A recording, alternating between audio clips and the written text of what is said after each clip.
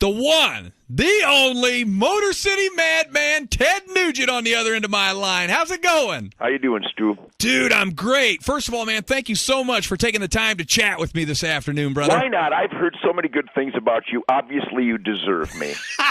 I do, man. I tell you what. Now, hey, not too long ago, just a few months back, you wrapped up the Rock and Roll Midwest Express tour with REO and Styx, right?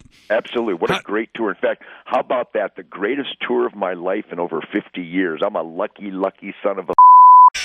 There's no doubt about it. And one of the highlights of that tour was that big check y'all wrote for the Boston Marathon victims, right? Yeah, everybody I hang out with, Stu, I'm sure it's the same with you. Americans just give and give and give. Certainly the most generous people in the world, especially people that come to a Ted Nugent, REO, and Styx concert. Those are just wonderful, superior human beings.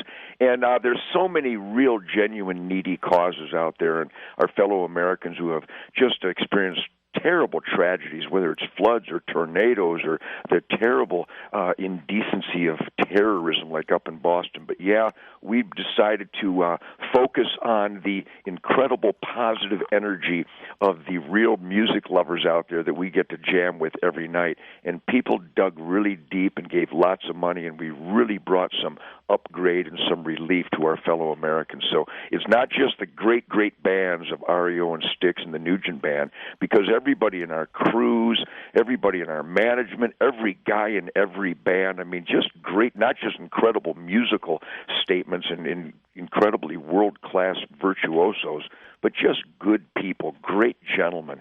And we cut a big check, and I think we helped a lot of our fellow Americans. Amen, Ted. Nice job. And now back on the road solo. You're going to be here in town July 31st in the Egyptian Room at the Murat. What can fans expect that night from Ted Nugent? You know, we're the last of them. You know, James Brown raised me well. I mean, my band, Mick Brown on drums, Greg Smith on bass guitar, they're like the Royal Funk Brothers right out of the James Brown Band. And Derek St. Holmes has been back in the band now for a number of years, just an incredible vocalist, the classic voice on Stranglehold and Hey Baby and Just What the Doctor Ordered and Queen of the Forest and Turn It Up and Live It Up, all our soul music masterpieces. And we're out here in California right now. We're playing every night. You can probably hear it in my voice because I scream like an animal nonstop from the beginning to the end, because after all these years, I've been doing this for over 50 years, but the energy level, the velocity on stage, the tightness of this band, it's never been better. People are having so much fun. It's insane. There's an undeniable, indefatigable high energy to our music, and the people who love that kind of music are coming out again this year. So once again, it's so intense. I just thank God every day. Talking with Ted Nugent, who's going to be here in town July 31st, and you went right where I was going, Ted. I've been to many of your shows, and I'm not just saying this because you're on the phone now, but like you said, the intensity, the passion, the in-your-face ferociousness on stage is second to none. And so often you go see bands, and they're just going through the motions. Man, is working with the band you've got now, is that what keeps that fire and that drive alive in you? Absolutely. You know, I'm probably the luckiest guitar player in the world. If you go all the way back to my Motor City youth, I mean, I had a band like 1957. In 1957, I was trying to play Ventures music and Chuck Berry and Bo Diddley, and doing a good job, I might mention. And even back then, I just got really lucky to blunder in to kids who really loved what Chuck Berry and Bo Diddley and those original black American musical soul, rhythm and blues, rock and roll founding fathers created.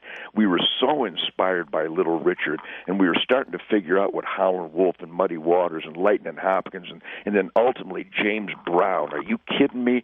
So that passion from those passionate gods of music intensified us from the very beginning. Then by 1959 or so, I had a band called The Lords. We won the Battle of the Bands in Michigan when we were just kids, and we opened up for the Supremes and the Bo Brummels at Cobo Hall in 1963. And then I moved to Chicago, and I started the Amboy Dukes. And once again, the greatest musicians who loved that music put their heart and soul into every jam, every concert, every gig, every song, every night.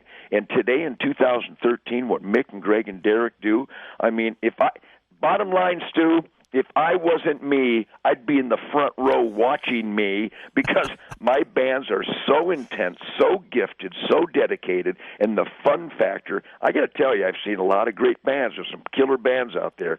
Nobody delivers the positive energy and the high energy and the tightness and the fun factor like my guys. It's just the best tour of my life.